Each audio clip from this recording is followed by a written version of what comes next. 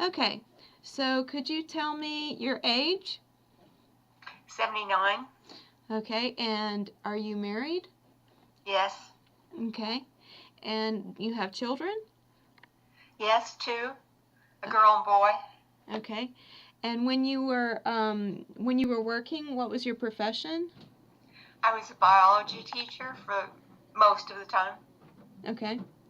Okay, so I'm going to ask you about some of your most recent learning projects or activities. And could you just tell me what are the most recent things that you have been involved in? And what Well, prompted you? I'm sorry, what? And what prompted you to start? Well, uh, I guess I believe in lifelong learning because, I took the Master Gardener classes, and then I had always wanted to take more art classes, but I really didn't have time when I was working. So I've signed up for some art classes, and you know, I just, I guess I'm curious about things, and I like to learn, and I like to go to school, I guess. Okay. Well, so what classes or activities are you involved in right now? Right now, I guess, of course, the Master Gardener lectures, and then I'm actually taking a class in watercolor Okay. at the senior center, and anyway, I go every week for that. Okay. So what triggered your interest in the watercolor class? Well, I always wanted to, uh, when I was in college, it occurred to me, I loved doing art. I had taken art in high school, and my mother wanted me to major in art in college, but I went the same route as my brothers, which was towards science, and particularly biology. And that's a pretty heavy major. It's not room for too many extras like art. Mm-hmm. Uh, and I enjoyed teaching biology. I really did. But I guess I expressed my interest in art by bulletin boards, and I even headed up the art club. And, and I continued to take classes here and there uh, when I lived in Tifton prior to moving here. But I never could study watercolor. And that's just, to me, that's a beautiful medium. And I just always wanted to learn, to do it. And then I had an opportunity to take the watercolor class at the senior center from a real, watercolorist. Mm-hmm. And I signed up and enjoyed it and took it all year. Okay. Well, so do you prefer to learn in a class environment or do you learn from reading books or watching videos? Um, what is your preference for learning in terms of Well, I watercolor? guess I do all of that. Sometimes I'm looking at videos to learn other techniques. And I did that especially when I was learning to do alcohol uh, ink paintings. Um, but I think the class has really worked out well because, once you sign up, you're going to go. Mm-hmm. And it makes you do it. And if you miss a class because you have a doctor's appointment or some other reason, then you have to make it up because you have to catch up and bring Mm-hmm. your work in and show it to everybody, and Mm-hmm. you have to keep up with the lessons, and that structure helps because at this age, it's very easy to get distracted away from what you want to do, and there are always so many things that require your time and energy, Mm-hmm. and so the class helps. Mm-hmm. And plus, it's a very good, very interesting class. Okay. Well, that kind of leads me to the next question. What do you think are the most important factors that make that class or other learning experiences successful? Well, I like the way this teacher breaks things down. Each class we uh, practice some other aspect of watercolor. And she started out very simply. Um, and I like that, and we just kept adding on, knowledge about watercolor and new skills each time we, went to class. Mm-hmm. And she didn't complicate things. Like, I've taken classes before where you had to come with your own material, your own photograph to draw, or, it was almost too complicated. And then you tried to learn technique on top of it. Mm-hmm. Well, she's done a very good job of keeping all of that under control. And, we started simply by learning how to do color washes. Mm-hmm. And then the next lesson was a gradient. The next lesson was we traced a small picture and then practiced the washes and the gradient. And it was nice because we ended up with a little picture. Mm-hmm. And she kept it simple. Mm-hmm.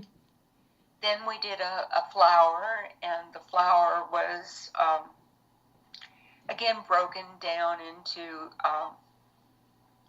washes and gradients and different techniques to make the flower have, appear to be alive. Mm-hmm. Anyway, it was really kind of neat.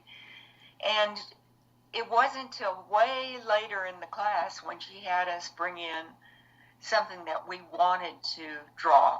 Mm-hmm. And that really helped because every time we went to class, she knew what she wanted to teach us, and we practiced that one thing. Mm-hmm. And that was good. Mm-hmm. So, and it was interesting when we started doing our own work, and she kind of loosened up the controls, on what we were doing. Several people, they kind of bogged down in the class. Mm-hmm. And,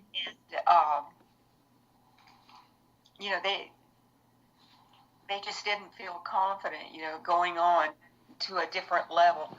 So she decided that 5 of us were going on to the advanced class. Mm-hmm. And she encouraged us to, try new techniques. And all the time, she's reminding us of the order we need to do things and what we're trying to achieve. And if we have any problems, then, she works them out with us. Mm-hmm. Well, so what do you think makes her teaching effective in terms of working with adults?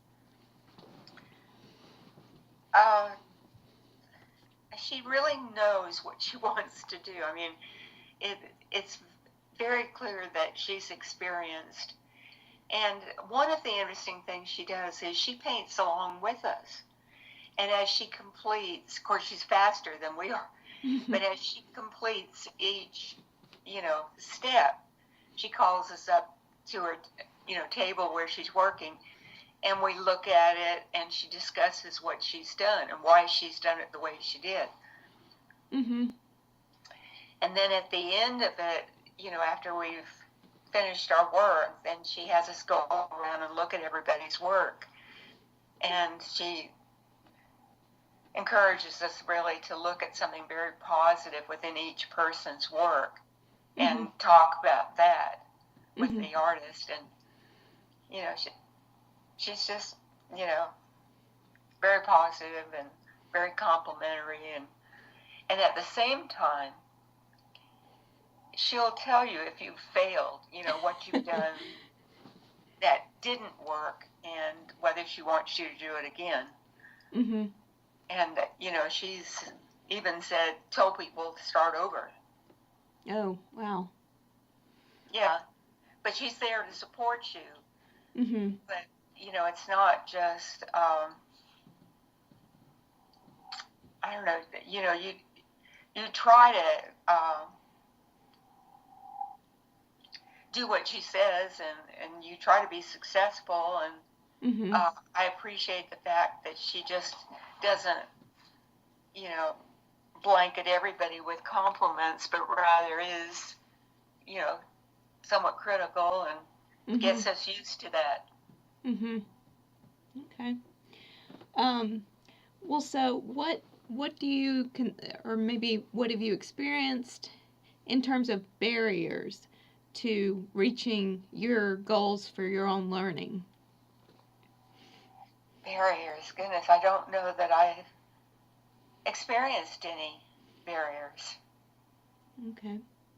I really, time is a factor, I guess, and you know, just the distractions of life at this age. Mhm. That's a factor. But and I guess that's the good thing about the class, going to a classroom and at a particular time and a particular day. You don't let other things get in the way of your going. Mhm. If you could help it. Uh, at least I've tried not to let anything get in the way, Mhm. and I've tried to make up anything I miss. So, Mhm. Okay. Um well, so what do you think in terms of looking at yourself before and during and maybe after these learning experiences? Do you see yourself differently? Do you see your strengths and weaknesses differently? Do you feel like you've kind of noticed yourself changing in the way that you see yourself? uh, well, I'm sort of proud of the fact that at age 79, I'm learning new things and I'm very active, and I'm putting a lot of the things I've learned into practice. Mhm. And I think that makes me feel really good about myself. And you have to accept some of your uh, weaknesses at this point. For instance, sometimes I shake when I'm drawing, Mhm. and I end up with little tiny wavy lines from the shaking. And, I just keep trying to work it through and make them as smooth as I can. Um, but I guess I'm proud of the things I've achieved. And, for instance, going on to the advanced class, I think that's great at this age. Mhm. Well, so what do you think will be, I mean, you're going to take the next watercolor project, but what other learning objectives do you have for yourself? Well, um, I'm also involved in another class. Well, it's not exactly a class, but it's kind of a meeting Mhm. where we get together on Tuesday nights and a bunch of us paint together, Mhm. and that's fun, and that's good for me to do. And then I'm learning other things outside of art.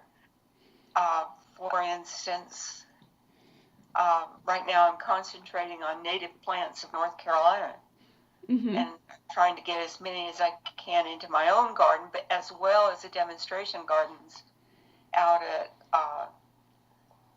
the Master Gardeners Mhm. uh, meeting area. And I've learned an awful lot since I've moved here to North Carolina. And I guess we bought the house in what, 2006, something like that. Mhm. So learned a heck of a lot. In your garden. In the garden, and at the environmental resource center has a series of demonstration beds showing what can grow in North Carolina. Mhm. And I've been really involved in that and coming up with a database on all the plants that are in that demonstration Mhm. gardens. Mhm. And so that keeps what I've already known about biology going. Mhm. And then the art is something new and something I've always wanted to do. Mhm. So, does Okay. that answer it? Yeah. Yeah, definitely. When you think back on your, uh, university training and those learning experiences where there were grades and there were evaluations, and then thinking about the experiences you've had as an adult learner in different environments, um, what I mean, were you competitive, or do you feel like you're just as competitive now in terms of beating your own performance? Do you still feel motivated, despite the fact that there's not a grade or a specific evaluation attached?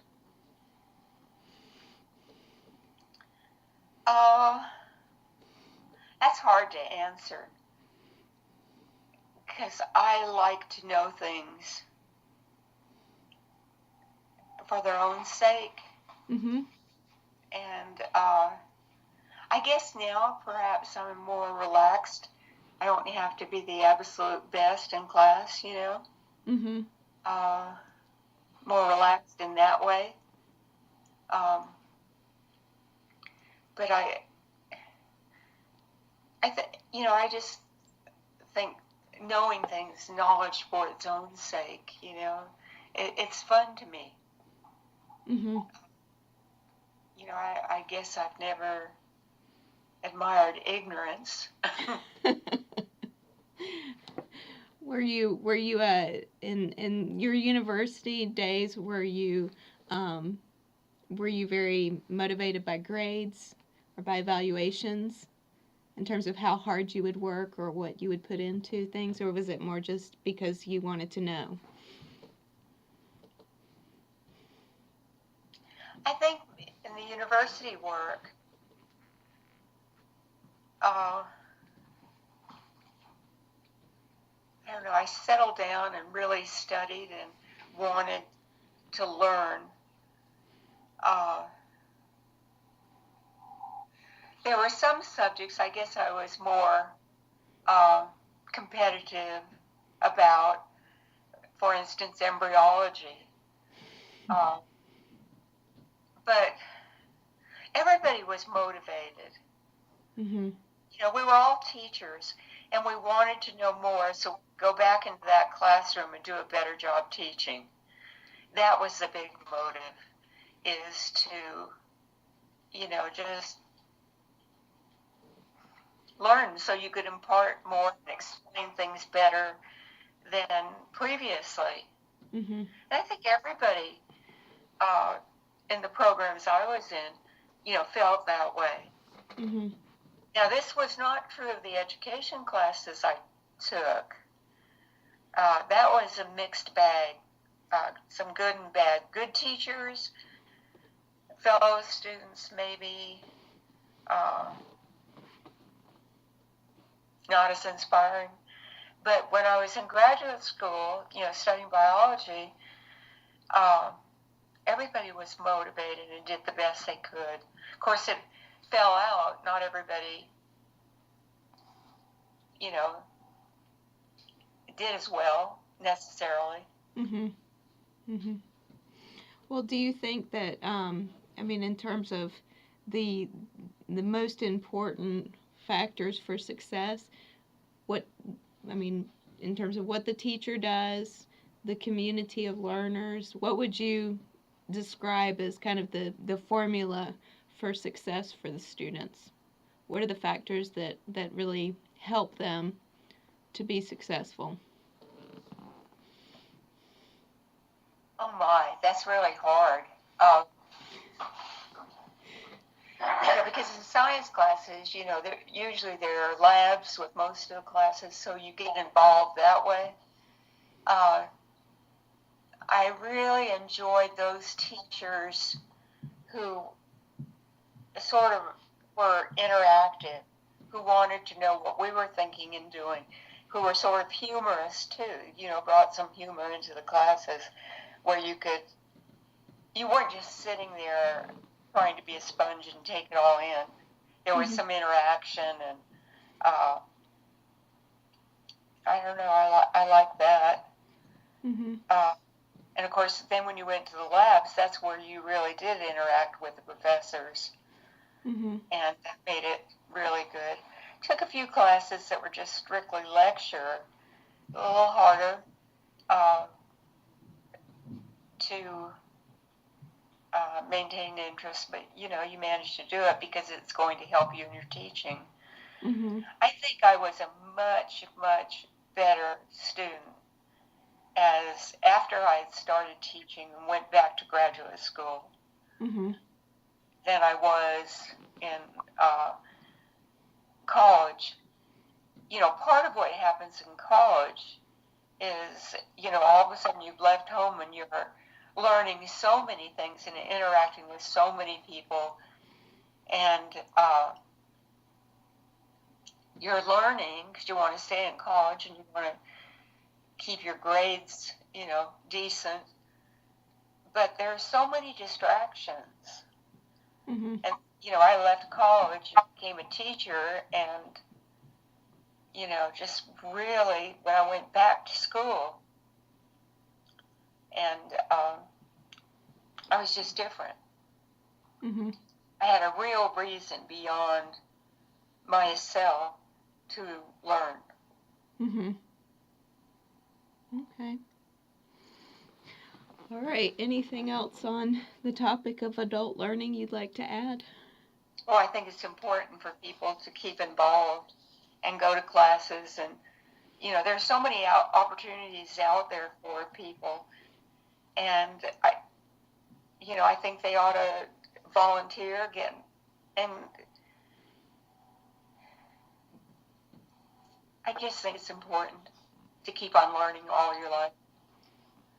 I think it's good for your brain, and it keeps you meeting people, and I don't know, it's the way I'm doing things. Okay.